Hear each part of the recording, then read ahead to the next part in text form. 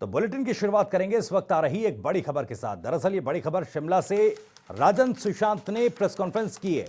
राजन सुशांत ने press conference कर बताया कि हिमाचल प्रदेश सरकार ओपीएस लागू करे, ये मांग की है। प्रेस कॉन्फ्रेंस करके ओल्ड पेंशन स्कीम लागू करने की मांग की गई है। सभी कर्मियों को ओल्ड पेंशन स्कीम के दायरे में सरकार लाए, ये मांग राजन सुशांत ने की है। उन्होंने आरोप लगाया कि कर्मचारियों का शोषण हो रहा है।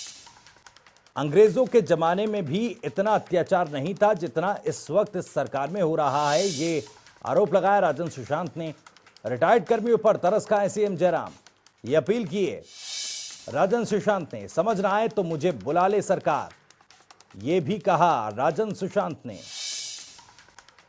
तो इस वक्त की बड़ी खबर, राजन सुशांत ने प्रेस कॉन्फ्रेंस की और सरकार से अपील की कि ओपीएस को दोबारा से लागू किया जाए।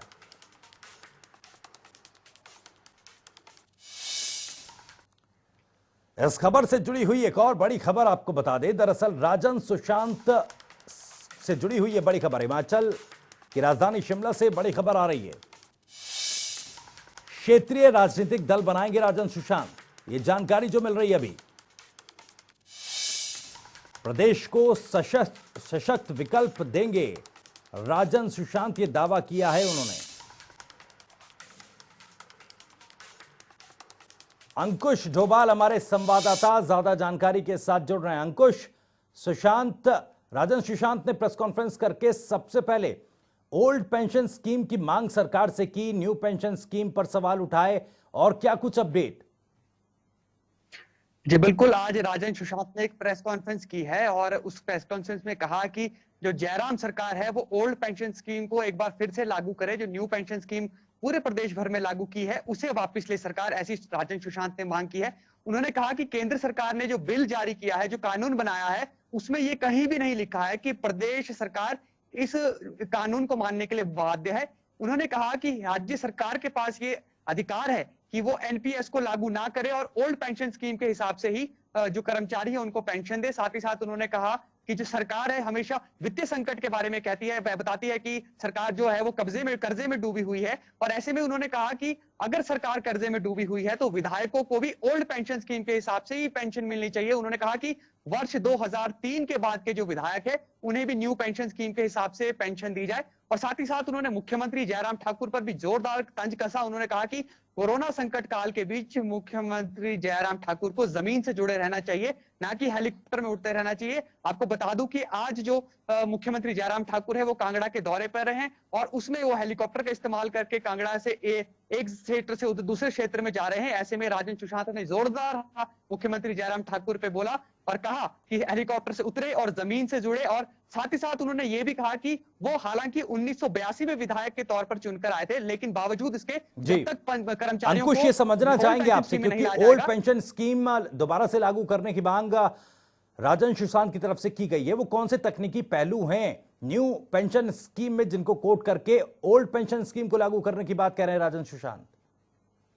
जी बिल्कुल, राजन सुशांत ने कहा कि उन्होंने बहुत ही गहराई से जाकर इसे पढ़ा है और उन्होंने देखा और तमाम उन कर्मचारियों से बातचीत की और उन्हें पता लगा कि जो न्यू पेंशन स्कीम के तहत जिन कर्मचारियों को पेंशन दी जा रही है, उन्होंने बताया कि 1000 से 2500 रुपए भी पेंशन मिल रही है महीने की, यानी कि 33 रुपए के लगभग जो है दैनिक वेतन मिल रहा है, दैनिक पेंशन मिल रही है। उन्होंने बताया कि इतने बुरे हाल तो किसी मजदूर के भी नहीं होते, और एक ऐसा सरकारी कर्मचारी जिसने जीवन भर सरकार की सेवा की हो, लगातार सरकार को अपनी सेवाएं प्रदान की हो, उसके साथ मजाक किया जाना वो बहुत ही भद्दा है। साथ ही साथ उन्होंने कहा कि अगर कोई जो कर्मचारी है वो बीमार होता है तो सरकार ने ऐसा नियम रखा है कि जो उसके अपने पैसे हैं वो 20% ही पैसा निकाल सकता है और 80% पैसा बैंक में ही रहेगा। ऐसे में उन्होंने कहा कि अगर कोई कर्मचारी या उसका परिवार का व्यक्ति बीमार हो जाता है तो ऐसी स्थिति में जो है वो कर्मचारी क्या करेगा? जी, 33 रुपए के आसपास दैनिक पेंशन मिल रही है न्यू पेंशन स्कीम के मुताबिक, ये मुद्दा उठा रहे हैं राजन सुशांत। लेकिन अंकुश, क्योंकि राजनीतिक दल बनाने की बात भी वो कह रहे हैं, इसको लेकर क्या कुछ चीजें सामने आ रही हैं? जी, हालांकि जो प्रेस वार्ता थी ये केवल ओल्ड पेंशन स्कीम को लेकर जो बुलाई गई थी, लेकिन बातों बातों में उन्होंने जो है राजनीतिक दल बनाने की भी घोषणा कर दी है, और ये बहुत बड़ी घोषणा है। हालांकि इतिहास गवाह रहा है कि जब भी हिमाचल प्रदेश के अंदर तीसरा फ्रंट या फिर तीसरा मोर्चा खड़े करने की कोशिश की गई है, जी। तो वो बिल्कुल भी सफल नहीं रहा है। हालांकि राजन सुशांत ने कहा कि उनकी पार्टी में आने का एक ही मापदंड होगा, वो होगा ईमानदारी। जो भी ईमानदार व्यक्ति होगा वो पार्टी में लेंगे।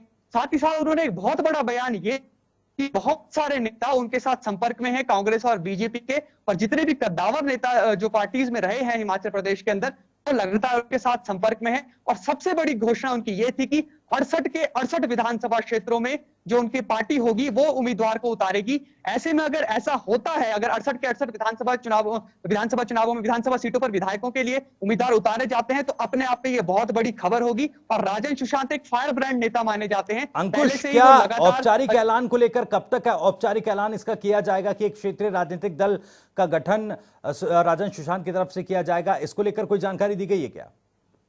जी बिल्कुल, उन्होंने इस बारे में भी जानकारी दी है और बताया है कि लगभग नवरात्रों के आसपास वो कोशिश करेंगे कि इसकी आधिकारिक घोषणा कर दे। उन्होंने कहा कि चुनाव आयोग के साथ वो लगातार बातचीत कर रहे हैं और नाम को लेकर भी उनको कई सुझाव आ रहे हैं। ऐसे में जो नाम होगा पार्टी का वो भी जल्द तय किया जाएगा। और उन्होंने कहा कि अगर चुनाव आयोग की ओर से नाम को लेकर सहमति बन जाती है, यदि हामी चुनाव आयोग भर देता है, तो वो लगभग नवरात्रों के पास जो है वो क्षेत्रीय दल के लिए जो है वो वो उसको रजिस्टर कर देंगे और जल्द ही उसकी घोषणा भी नवरात्रों के आसपास कर दी जाएगी। बिल्कुल अंकुश, क्योंकि बीजेपी से भी जुड़े रहे हैं राजन सुशांत और आम आदमी पार्टी के साथ भी वो जुड़े रहे हैं, तो कहीं ना कहीं कई ऐसे नेता हो सकते हैं आम आदमी पार्टी में भी और बीजेपी में भी जो सुशांत राजन के संपर्क में हो सकते हैं।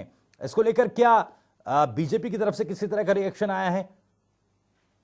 जी फिलहाल किसी पार्टी की ओर से कोई रिएक्शन प्राप्त नहीं हुआ है, लेकिन यहाँ पर यह बात बेहद अहम है क्योंकि जितने भी नाराज नेता चल रहे हैं, चाहे वो कांग्रेस पार्टी के हो या फिर भारतीय जनता पार्टी के हो, उनके पास एक मौका होगा कि वो तीसरे दल में शामिल हो और किस तरह से जो है उनकी नाराजगी को जाहिर करने का एक अवसर नेताओं के पास होगा। और साथ ही साथ ये भी एक अहम बात रहेगी इसमें कि राजन सुशांत ने कहा है कि वो ईमानदार नेताओं को अपने साथ लेंगे और कोई भी मापदंड पार्टी में शामिल होने का नहीं होगा। चलिए, बहुत बहुत शुक्रिया अंकुश आपका इस तमाम जानकारी और बातचीत के लिए। तो फिलहाल press conference old pension scheme को लेकर, ओल्ड पेंशन स्कीम को दोबारा लागू करने की मांग को लेकर राजन सुशांत ने बुलाई थी, लेकिन इस बीच उन्होंने प्रदेश की सियासत से जुड़ी हुई सबसे बड़ी खबर दे दी कि वो तीसरे मोर्चे का गठन कर सकते हैं, एक नया राजनीतिक दल, क्षेत्रीय राजनीतिक दल का गठन कर सकते हैं।